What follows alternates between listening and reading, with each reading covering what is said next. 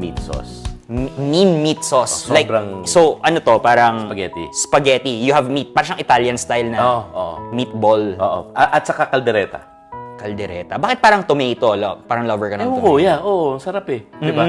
Alam mo yung Filipino, tas rich sa bibig, ang sarap. Do you get nice reviews from your Yes. Jesuit brothers? Well, ako, ang top review ko was, I don't know if you ever met him, si Mr.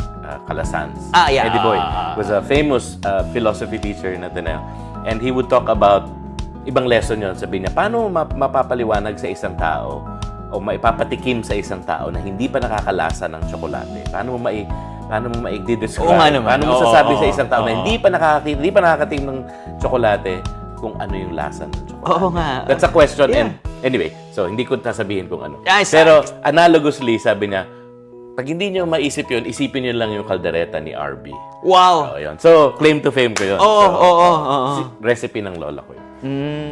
May mga Jesuits na hindi mo nagluluto. Oo, pero pag magkakasama kami, saka bahagi yun ng formation eh. So, over the years, we cook for one another. And you need to cook. And dun, nung novices kami, actually, kahit nung nagpunta ako sa pre-novitiate, ina-expect na may cooks. So, you need to be able to cook for the brethren. Kung walang magluluto, dapat marunong kayo magluto. Simple,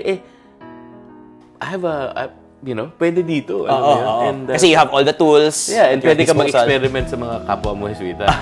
pwede pala. Oo. But yun, so it's also a service, I guess.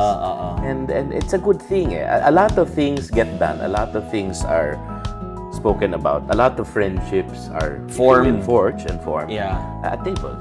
Iba yun eh. I mean, we can eat alone quickly, but eating is such a social thing. And it's an intimate thing. You can only ever eat with people you are comfortable. Catch the full interview on our social media page, Limang Siglo on YouTube. Prefer listening on the go? Stream it now on Spotify.